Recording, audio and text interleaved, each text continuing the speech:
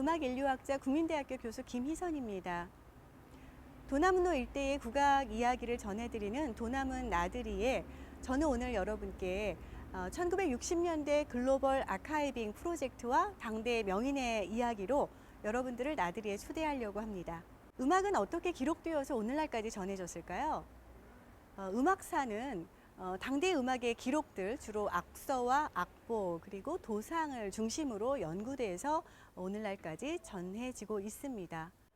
여러분들이 잘 아시는 토마스 에디슨이 1877년 소리를 원통형 음반에 담는 포노그래프라고 하는 매체가 음악의 소리를 입력하고 출력하는 방식으로 발명되었고요. 이 방식은 당시에 획기적인 방식으로 음악이 시 공간을 넘을 수 있는 매체 안에 담겼다는 의미를 갖게 됩니다. 그런데 이 매체의 발명은요, 음악 산업으로 연결되면서 당시 글로벌 음악 생산과 수용에 엄청나게 큰 영향을 미치기도 했는데요. 이뿐만 아니라 미국과 유럽에서는 타 지역에 그동안은 담을 수 없었던 타 지역의 음악 문화를 기록하는 비교 음악학, 오늘날의 음악 인류학이라는 학문 분과를 성장하는 데도 큰 영향을 주었습니다. 일제강점기에 매우 위축되었던 전통음악도 국가로부터 아주 중요한 음악으로 인정받기 시작을 합니다. 1966년에 UCLA에서 음악 인류학을 공부하고 있었던 당시 34세의 로버트 가피아스는 글로벌 아카이빙 프로젝트의 일환으로 한국을 찾게 됩니다. 그리고 국악을 기록합니다. 그렇다면 왜 로버트 가피아스는 한국 음악을 기록하게 된 것일까요? 또 어떤 과정을 거쳐서 한국 음악을 기록한 것일까요? 그리고 이 기록들은 어떻게 다시 한국으로 돌아오게 된 것일까요?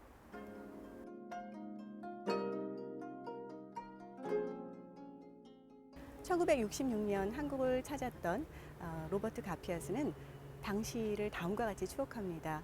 일본에서 한국에 오자마자 가장 충격적이었던 것은 한국 전통음악의 강렬함이었다. 이렇게 기억을 하고 있습니다. 그렇다면 로버트 가피아스는 어떻게 한국에 와서 한국 전통음악과 춤을 기록하게 된 것일까요? 그것을 이해하기 위해서는 당대 글로벌 문화 냉전의 틀을 잠시 이해할 필요가 있습니다. 미국은 당시에 반공우방국이었던 아시아 지역의 전통 예술을 보존하거나 혹은 널리 알리는 일들에 큰 후원을 하고 있었는데요. 이 로버트 가피아스의 글로벌 프로젝트로서 한국 전통음악의 기록은 당시 미국의 대보였던 존 록펠러의 사설 재단이었던 존 록펠러 3세 재단의 후원을 받아 이루어졌습니다. 당시 존 록펠러 3세 재단은 미국의 반공 우방국이었던 한국과 필리핀의 전통 예술을 기록하고자 하는 글로벌 아카이빙 프로젝트를 기획하고 있었는데요.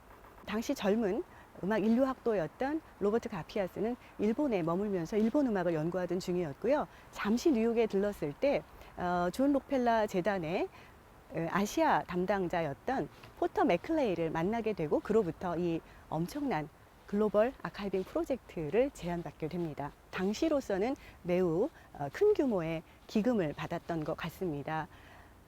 그때 한국은 경제적으로 넉넉지 않았고요. 그때 한국에서는 구할 수조차 없었던 당대 최고의 기자재들, 예를 들면 스위스제 나그란 2 카메라라든지 혹은 16mm 아리플렉스 같은 당시 장비들을 갖추고 또 미국에서 조수를 함께 데리고 이곳으로 오게 됩니다. 그런데 이 필름조차도 일본이나 한국에서도 구할 수 없었기 때문에 당시에 찍었던 영상이나 필름들은 몇 달 후에 미국에 돌아가서야 볼 수 있을 정도로 철저한 준비를 해서 들어온 것이었고요. 당시로서는 어마어마한 기금을 가지고 한국 전통음악과 춤을 기록하게 된 것이었습니다. 로버트 가피아스는 제가 지금 나와 있는 창덕궁으로 시작을 해서요. 경복궁, 그리고 종묘, 국립국악원, 또 국악사 양성소, 그리고 한국의 집, 그리고 안정사와 봉원사 같은 당대 국악이 연주되었던 여러 장소에서 전통음악과 춤을 기록하였습니다. 그리고 당대에 있었던 궁중음악들, 궁중정제, 그리고 가곡, 그리고 민간기악 등 판소리, 산조와 같은 여러 음악들을 기록했을 뿐만 아니라 국악 관현악과 같은 형태의 당대 음악들도 기록하고자 했습니다. 첫 촬영은 1966년 6월 9일 날 바로 이곳 창덕궁과 또 국립국악원에서 촬영하였는데요. 당시에 촬영한 것이 바로 여기 있는 이 창덕궁의 이런 정전의 뜰 안에서 촬영이 된 것으로 보입니다. 당시 이 창덕궁에서 기록되었던 궁중 정제는요, 국립국악원 악사들이 반주를 했고요. 그리고 국악사 양성소의 여학생들이 공연을 했습니다. 당시 국립국악원 양성소는 초기에는 남학생들만 선발을 했었다가 8기부터 여학생들을 선발하게 되었는데요. 그들이 여학생으로 치면 1기에 해당됩니다. 이들의 전공은 주로 가야금, 거문고, 대금, 해금, 피리와 같은 전공을 했지만 그러면서 궁중 정제를 전승하는 일도 맡았습니다. 그러다가 1962년에 국립국악원에 무용단이 생기게 되면서요, 이들이 무용단원으로 활동을 하게도 되고요. 또 1964년에 국립국악원의 첫 해외 공연이었던 일본 공연이나 이후에 미국이나 유럽 등 해외 공연에 이들의 활약은 대단했습니다. 그들이 이곳에서 촬영했던 궁중 정제 그리고 또 함께했던 악사들의 그런 기록들은 지금 우리에게 남아있는 매우 소중한 1960년대 당대 국악의 모습이라고 말씀드릴 수 있을 것 같습니다.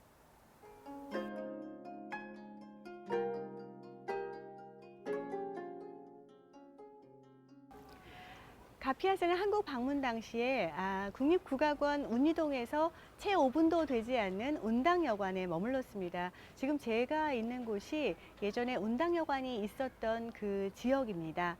지금은 다른 건물들이 들어와 있는데요. 운당여관은 많은 분들이 아시다시피 1951년에 박귀 명창께서 운영을 시작했던 당대 유명한 한옥여관이었습니다. 문인들과 예술가들이 항상 북적였다고 하는 이곳인데요. 그런데 로버트 가피아스는 한국을 방문했을 때 어떤 계기로 이 운당여관에 머물게 되었을까요? 그 이야기를 하기 위해서는 66년보다 조금 더 거슬러서 1960년에 로버트 가피아스가 한국을 방문했던 이야기부터 시작을 해야 될 것 같습니다. 일본에서 가가쿠를 연구하던 미국의 음악 인류학자 로버트 가피아스는 60년에 이미 한국을 방문한 적이 있었습니다. 60년 미국에서는 아시아 음악 연구가 아주 새로 시작되던 당시였고요. 일본 음악을 연구하는 학자들이 조금 있었고 한국 음악은 아직 시작도 하지 못했던 그런 시기였습니다. 가피아스 선생님의 말에 의하면 한국 음악은 전혀 알려져 있지 않은 깜깜한 세계였다고 말씀을 하고 계십니다. 가피아스는 우연히 미국에서 들은 한국 음악을 듣고 아주 어렵게 SP 음반을 구해서 듣게 됩니다. 그때 음악은 매우 인상적이고 아름다웠다라고 이야기를 하고요. 그리고 그 음악을 찾아서 한 달간 한국에 머물게 됩니다. 그리고 그 당시에 한국의 당대 국악계, 특히 국악학계를 이끌었던 이해구, 장사온, 그리고 아까 국립국악원의 성견인 김기수, 그리고 김소희, 김태섭, 황병기와 같은 당대의 국악계의 인사들을 만나게 되고 그분들과 친분과 우정을 쌓게 됩니다. 황병기에게서 가야금을, 또 김태섭에게 피리를, 그리고 김기수에게 단소를 배우고요. 이 과정에서 마당발 김소희를 만나게 되었다고 소개하고 있습니다. 이후에 1966년에 로버트 가피아스가 록펠러 3세 재단의 기금을 받아서 한국의 글로벌 아카이빙 프로젝트를 하러 한국에 돌아왔을 때 60년에 만났던 이분들과의 우정은 66년에 한국 음악의 글로벌 프로젝트를 완성하는 데 매우 큰 도움을 주었습니다. 가피아스 선생님이 찍은 사진 중에는 이런 선생님들의 우정을 담았던 사진들이 많이 남아 있습니다만 저에게 가장 인상 깊게 남아있던 사진은 김소희 선생님의 사진입니다. 많은 분들이 만정 김소희 선생님을 기억하실 거라고 생각을 하는데요.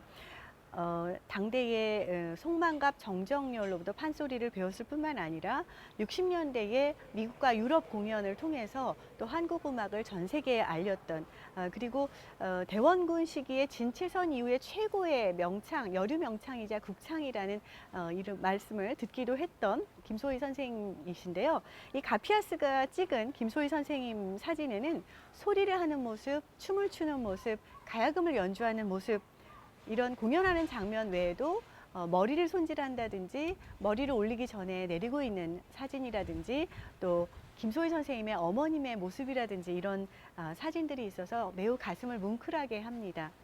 이해구 선생님은 당대 한국의 국악의 국제화를 앞당기셨던 그런 분이셨습니다. 1950년대에 이미 유럽과 구미에 음악 학회를 또 음악 대학들을 시찰하면서 한국 음악을 세계에 널리 알렸고요. 그 과정에서 전 세계 음악 학자들과 만나게 됩니다.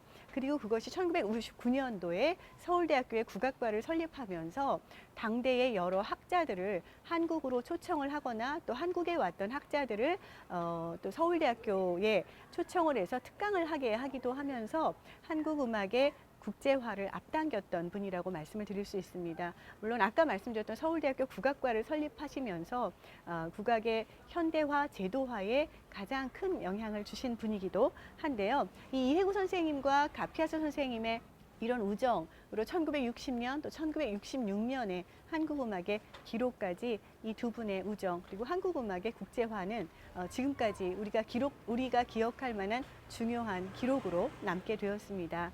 로버트 가피아스는 당시의 운당여관의 모습들을 또 사진으로 남겨놓기도 했고요.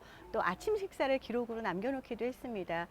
가피아스 선생님은 여러 차례 운당여관에서의 음식이 매우 맛있었다라고도 이야기하시고요. 또 마늘장아찌 이야기도 여러 차례 하셨습니다.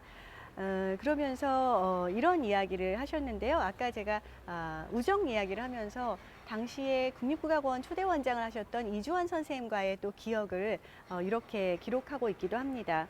이주환으로부터 가곡을 배울 때 얼락을 배웠는데 한음을 아주 오래 끌었는데 그는 말하기를 집을 나가서 길을 건너서 가게에 가서 무언가를 사서 돌아와도 아직 나는 그 음을 내고 있을 거라고 말했다. 매우 즐거웠다 이렇게 얘기를 하고 있습니다.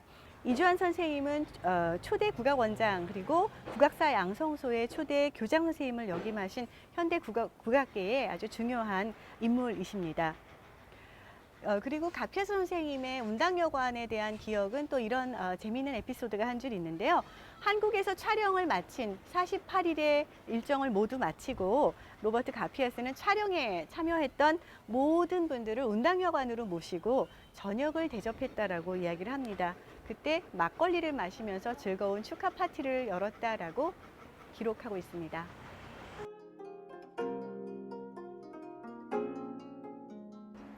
이곳은 운이동 국립국악원과 국악원 양성소가 있던 터입니다.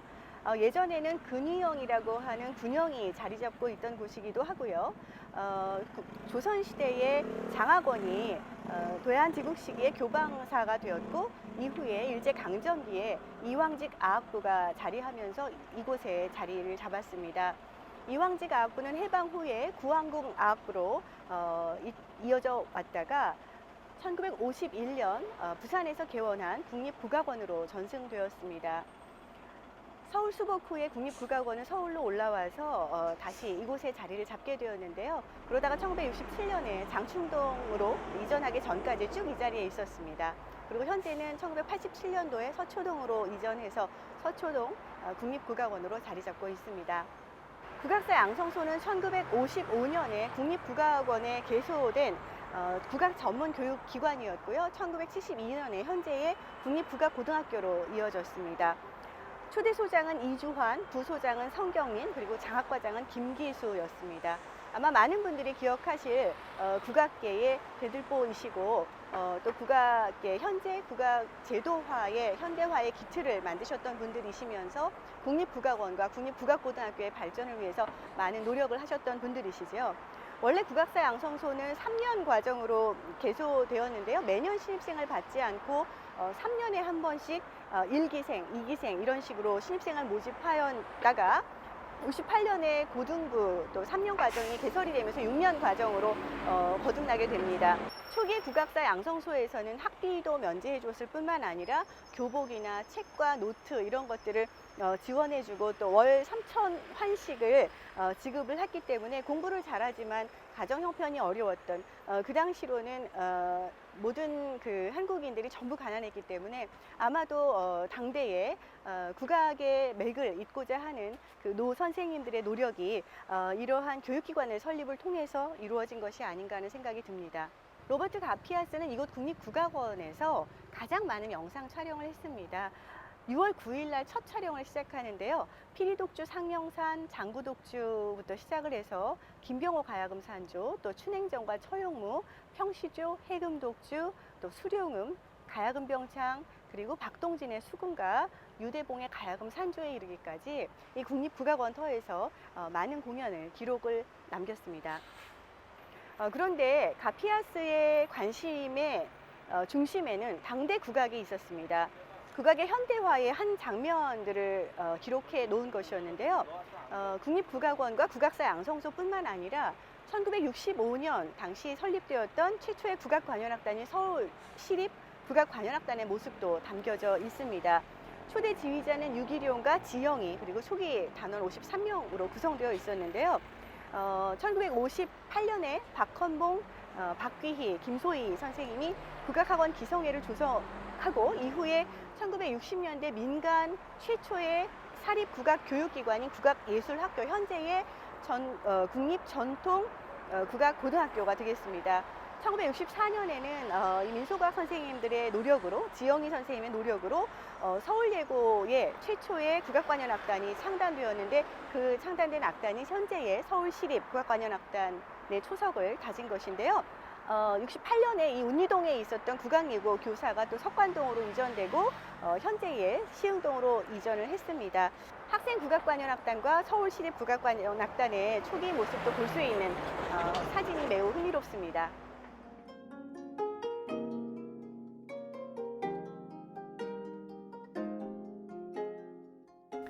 로버트 가피아스의 자료에는 당시 서울의 민가와 또 원거리 풍경을 담은 사진이 28점 있습니다. 초가지붕과 기와지붕이 미로처럼 얽혀있는 서울 풍경, 그리고 장독대, 집 앞에서 놀고 있는 어린아이들의 모습까지 당시 서울의 풍경을 기록하고 있습니다. 로버트 가피아스는 그 당시 골목길에서 풍겨나오던 우거지국 냄새를 기억합니다. 그리고 집집마다 있던 장독대를 기억합니다. 그리고 우리 어머니들의 손맛을 수완하기도 합니다. 1960년대 한국은 아직 전쟁의 상흔이 가시지 않은 시기였는데요. 군인이 아닌 외국인이 입국할 수 있는 최초의 시기였고요. 또 전쟁이나 식민지가 아닌 이야기는 한국에 관해서 소개된 바, 외부에 널리 알려진 바도 없었습니다. 그리고 서울은 전쟁 후에 재건이 되었지만 서울 외곽에 있는 지역에서는 여전히 전쟁의 상흔이 있던 그런 곳이었습니다. 북악산 근처의 길들은 흙길이었고요. 집집마다 장독대가 있었던 그런 시간들이었습니다. 1960년 당시를 떠올려 보면 꿈만 같습니다. 많은 국악 예술가들이 작고해서 더 이상 계시지 않지만 오늘날까지 많은 예술가들이 이들의 음악을 연주하고 있어서 전통음악이 여전히 강하게 지속되고 있습니다. 국가가 그 예술에 대한 지원을 아끼지 않고 있다는 점도 한국인들은 자랑스럽게 여겨야 할 것입니다. 그 후로 한국을 가끔 방문할 때마다 늘어난 자동차 수와 깨끗해진 거리의 모습에 놀라기도 했지만 사실 마당이 있는 집이 점점 줄어들고 더 이상 북악산 근처에 우거지국 냄새를 맡을 수 없게 된 것은 아쉬울 뿐입니다.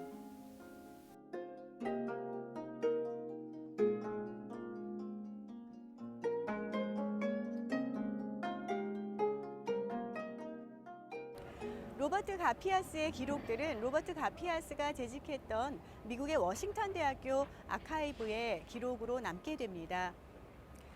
이렇게 남았던 아카이브는요, 아리조나에 있었던 뮤지컬 인스트루먼트 뮤지엄이라고 하는 박물관에서 디지털화를 거치게 되고요. 이후에 2011년에 국립국악원의 국악 아카이브로 돌아오게 됩니다. 로버트 가피아스가 남긴 기록들은 영상과 음향과 사진 총 4,300분의 분량에 이르는 방대한 양의 자료인 셈인데요. 이 자료를 세밀하게 연구하기 위해서 국악 아카이브는 이 자료들을 로버트 가피아스 콜렉션이라고 명명하고 이 자료를 세밀하게 연구하는 작업을 시작합니다. 그리고 2018년 당대 86세이신 아직 건강하시고 건장하신 로버트 가피아스 선생님을 국립국악원으로 모시고 선생님의 자료의 가치와 또 이 자료 당대 국악사를 연구하기 위한 학술 발표와 학술대회 그리고 논문 등을 준비하기 시작합니다. 2019년 한국어와 영어로 로버트 가피아스의 구슬 체록과 로버트 가피아스 콜렉션의 연구집과 사진집의 두 권의 책이 출판이 되었습니다. 그리고 2019년 새롭게 문을 연 국립국악원의 국악박물관 상설 전시에 명인실과 아카이브실에서 아주 귀중하게 사용되고 있습니다. 글로벌 아카이빙 프로젝트가 시 공간을 넘어서 이렇게 다시 현지로 돌아와서 연구된 사례는 매우 귀중한 사례라고 말씀드릴 수 있습니다. 전 세계 음악사에서도 유래를 찾아볼 수 없는 그러한 일이라고 생각을 하는데요.